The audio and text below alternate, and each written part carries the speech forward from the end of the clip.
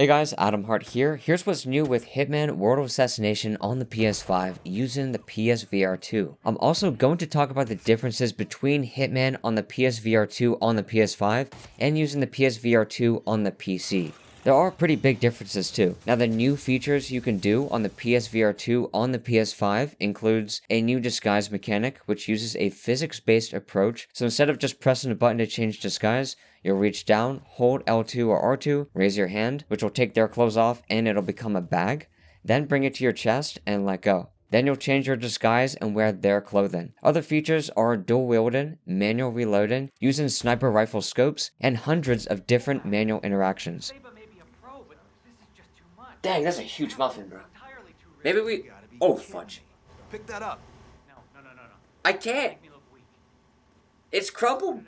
And if any of you guys already own the game, you can just buy the upgrade pack for all this PSVR2 content. Sadly, at the bottom of their page, they say the DLCs and the freelancer mode isn't supported in PSVR2. Now this is really unfortunate to hear because I don't want to play Hitman VR on PC in order to play the DLC and freelancer mode with the PSVR2. One of the reasons is because of Bluetooth problems when I switch from the PS5 and PC. And the other reason being it plays different on there and doesn't have all these new features. So if you want the latest version of this, and all the new features I listed at the beginning of the video, you need to buy it on the PS5. Now when using the PSVR2 on PC, the graphics are way too dark. I didn't see a place to edit this in the settings, and I thought maybe it'll get better once I get closer to the boat, but it was still too dark, and I really didn't like that. So maybe after the prologue, this gets better. And looking down at the model, it looked off. So maybe that'll change too after the prologue. It's harder to holster guns. You drag at floor level, which makes it harder to see around you. I don't mind this on flat screen, which I haven't played yet, but I know that it'll fit in better there. And I feel like I move slower like this too.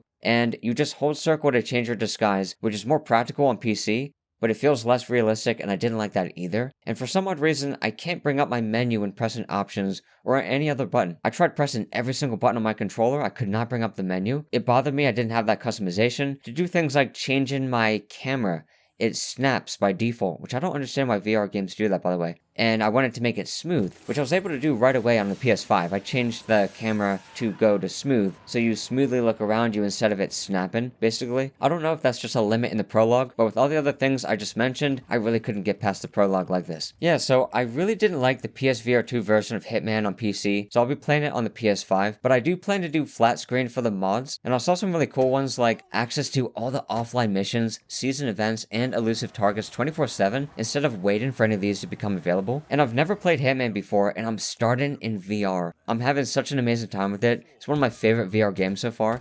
But before getting the game, I was curious if there was even a point buying it on PS5, since I can do VR on PC. So now you guys know there is a big difference between the PC and PS5 version. If you don't have a PS5, then hopefully other VR headsets are better with this game.